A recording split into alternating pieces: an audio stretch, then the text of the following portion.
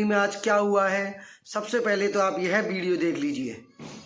हम लोग अभी आ रहे हैं, आपको आज कपड़ा पहनिए ना तो रूम में रहिए, ऐसे बाहर में नहीं। दिगंचा दें समझे? आप जाइए अंदर में रहिए। यहाँ इतना सारा लोग आया है, छोटा छोटा बच्चा आया है, आप लोग यही सिखाइएगा? हाँ, आपका धर्म यही सिखाता है। आपने देखा कि किस तरह से वह व्यक्ति हमारे महाराज श्री को यूं ही अनाप शनाप बोले जा रहा है और हमारे मुनि धर्म में लीन है, ध्यान में लीन है। इन महाराज श्री से मैं अभी अपनी शिखर जी की यात्रा के दौरान मिला था। 31 दिसंबर को मुझे पहाड़ पर मिले थे वंदना करते हुए, और 1 जनवरी के दिन भी है मुझे पहाड़ पर वंदना करते हुए मिले थे। मैं आपको कुछ फोटोज दिखा रहा हूँ, देखिए आप इन फोटोज में कि किस तरह से हसमुख, निर्मल एवं वात्सल्य से भरे हुए यह मुनि महाराज, उनके साथ इस तरह से बोला गया।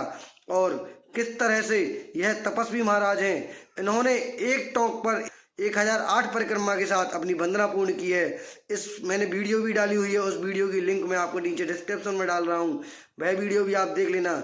यह मुनि विशाल सागर जी महाराज, जो कि आचार्य विशद सागर जी महाराज के संग में हैं, जो कि 13पंथी कोटि में रखे हुए हैं। मैं इनसे मिला था, 13पंथी कोटि में भी मिला, और मैंने इनके पहली बार दर्शन किए। इतना निर्मल स्वभाव इन मुनि महाराज का मैंने देखा, लेकिन उनके साथ इस तरह का दुर्व्यवहार, जैन मुनि तो वात्सल्य से भरे होते हैं। अरे तुम तो कौड़ी के लोग, बिल्कुल अनपढ़ लोग, इस तरह का व्यवहार करते हो जैन मुनियों के साथ, यह तुम्हारे लिए बिल्कुल भी अच्छा नहीं है। देखा आपने किस तरह हमारे जैन मुनियों का अपमान किया जा रहा है, उनको सिखाया जा रहा है कि किस तरह से धर्म किया जाता है।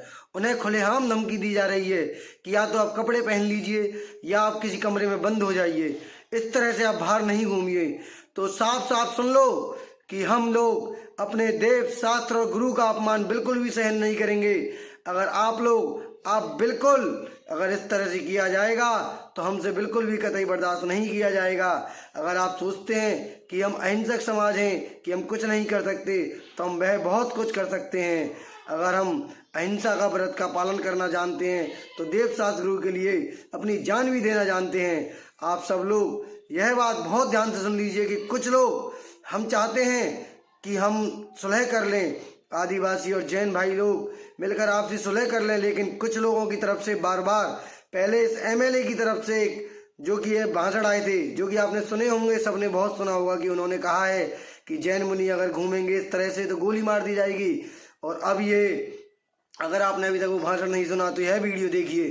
और आज मैं बताते रहो ये जैन मुनियों को, कान खोल के सुन लो, अगर नंगे घूमोगे आदिवासी गांव में सीधे। तो देखा आपने किस तरह से एक एमएलए के पद पर रहने वाला व्यक्ति इस तरह से खुलेआम, खुले मंच पे, भरी सभा में धमकी दी जा रही है कि अगर जैन मुनि इस तरह से घूमेंगे तो गोली मार दी जाएगी, तीर धनुष चला दिए जाएंगे। यह सब हम बिल्कुल भी सहन नहीं करेंगे। हम लोग चाहते हैं कि आपसी सुलह हो, आपसी भाईचारा बना रहे, जिस तरह से बरसों से हम चलते आ रहे हैं उसी तरह से चलता रहे। लेकिन कुछ लोगों की वजह से यह मुद्दा बढ़ता जा रहा है। हम नहीं चाहते कि यह मुद्दा बहुत आगे तक बढ़े। आज से पहले शिखर जी में आदिवासी भाइयों को कभी कोई प्रॉब्लम नहीं हुई, ना कभी जैन लोगों को प्रॉब्लम हुई, लेकिन इन नेताओं की वजह से आज यह मुद्दा इतना बढ़ा दिया। अगर जैन लोग शिखर जी में नहीं आते तो आदिवासी लोगों का रोजगार भी नहीं चलता। उनका रोजगार चल रहा है तो सिर्फ और सिर्फ जैन यात्रियों की वजह से चल रहा है। 14 और 15 जनवरी को लाखों लोग आए, लेकिन दुकानों पर ना के बराबर बिक्री हुई, बाजारों में ना कुछ बिक्री हुई, डोली वालों की ना कुछ, कोई डोलियां नहीं आई, ना कोई बाइक पड़ गया, बिल्कुल शून्य वहाँ का रोजगार रहा। सिर्फ और सिर्फ जैन लोगों की वजह से ही वहाँ पर रोजगार चल रहा है।